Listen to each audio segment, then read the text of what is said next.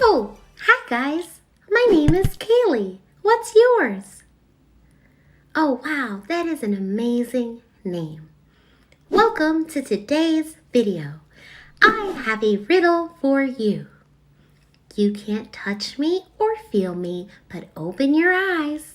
With moisture and sunlight, you might see my surprise. What am I?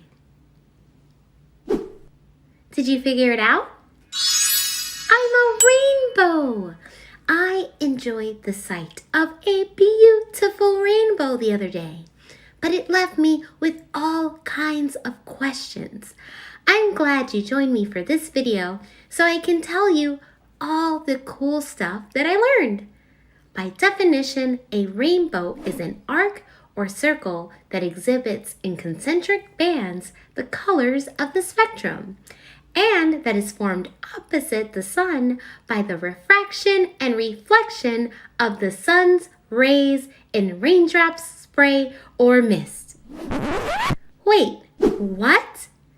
That sounds super complicated. But here's the thing, it's actually really cool when you understand what it all means. Rainbows cannot be felt, touched, or examined.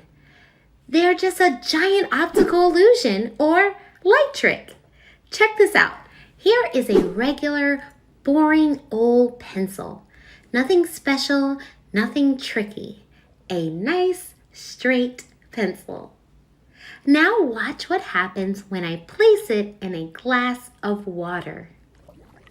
See how the pencil bends inside the glass? Then, when I remove it, the pencil is straight again. I put it back in, and it bends. We could keep doing this and going on all day long. So what's the deal? Do I have a magical pencil? Mystical water? Nope. This is an example of a light trick that will help us understand how rainbows are made. You probably guessed that my pencil wasn't actually bending. It just looked that way. But why? What is so special about my water that makes this illusion work? Well, it has to do with a couple of things. First, picture this. You decide you are going for a run outside. You start running down the sidewalk, but suddenly come across a patch of ice. What would happen? You would probably slip and slide in a different direction or at a different speed than when you were running on the sidewalk, right? Now, instead of a patch of ice, pretend that you are out running when you step knee deep into a giant puddle of thick, sticky peanut butter.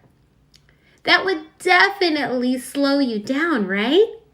The same thing happens to light rays.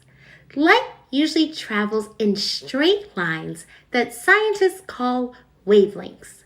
Just like you on your make-believe run, light wavelengths will change direction and speed when they travel through different materials. This change causes the light waves to bend and scatter, causing what we call refraction. When light waves bounce off an object, we call that reflection. The pencil and water trick is a great example of how light behaves when it changes speed or direction. You see the pencil in its normal state above the water. Light travels slower in water than it does in air, just like you would run slower in peanut butter than on the sidewalk. The wavelengths change speed and direction when they reach the water, causing the pencil to appear bent. And here is something really interesting. You know how light looks white when it shines? Believe it or not, that light is made up of all the colors that you can see with the human eye. These are called visible wavelengths and give color to the world around us. When wavelengths are traveling at the same speed, not passing through anything, the colors blend together to create white light. When those same wavelengths pass through a new medium, the light is refracted, which means that it's bent or scattered. Just like we talked about, refraction separates the wavelengths, allowing our eyes to enjoy the different colors. There are 7 visible wavelengths of color: red, orange, yellow, green, blue, indigo, and violet. A good way to remember these colors is to think of my good old buddy Roy G. Biv. Red, orange, yellow, green, blue, indigo, and violet. Those are 7 visible colors that are what make up a rainbow. But how is a rainbow actually formed? Well, you need 2 things: light and moisture. If the sun is shining while it's raining, or while there is moisture in the air, the light is refracted and reflected through the smooth, liquid water droplets.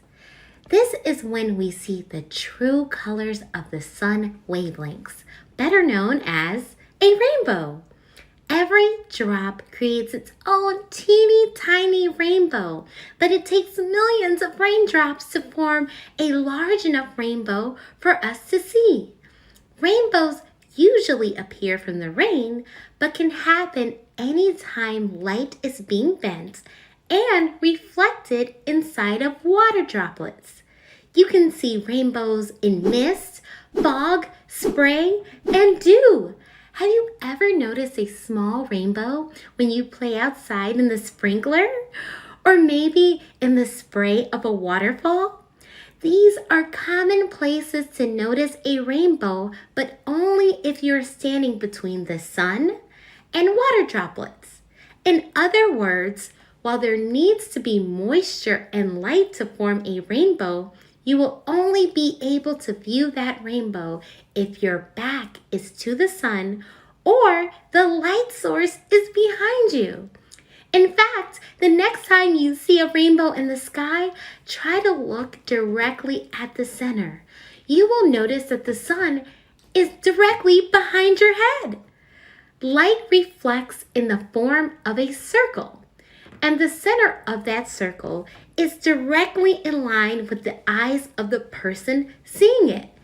That means no 2 people ever see the same rainbow in the exact same way.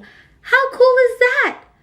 You might be thinking, if I see a rainbow differently than everyone else on the planet, why are the colors always the same and in the same order? I had the exact same question. It turns out that light has everything to do with those visible wavelengths that we talked about.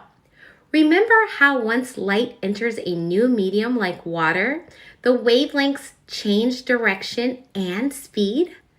Well, picture those wavelengths as squiggly lines. Red is the longest wavelength, made up of big, spread out squiggles. On the other hand, violet is the shortest wavelength, made up of smaller, shorter squiggles, just like this. As the wavelengths leave the water droplets, the longest wavelengths exit at the biggest angle, and the shorter wavelengths exit at the smallest angle.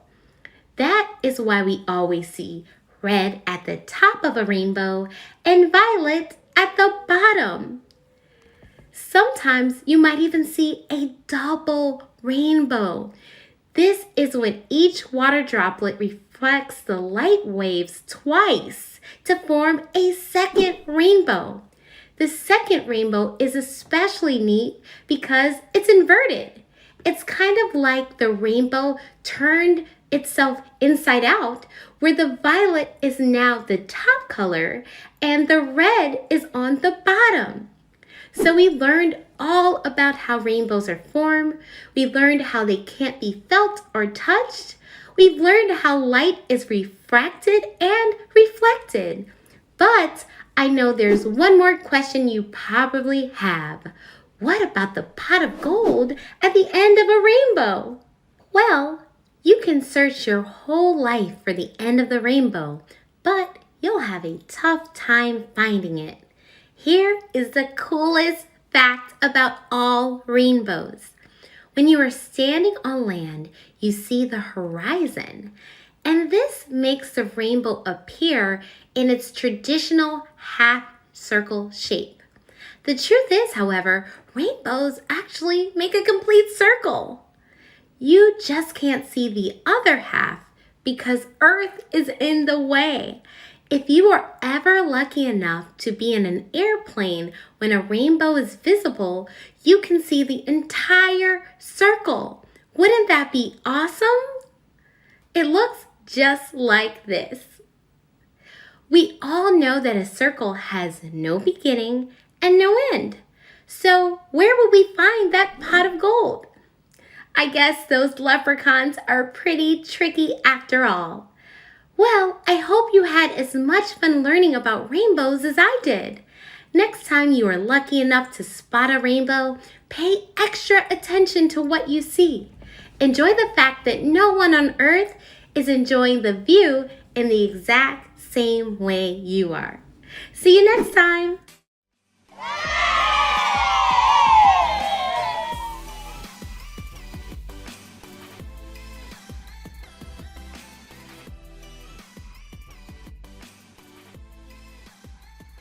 We are thrilled that you're watching Blues Studios 24/7. We're so excited to bring round-the-clock entertainment and educational content to your home. Don't forget to hit the subscribe button to stay up to date with our latest videos.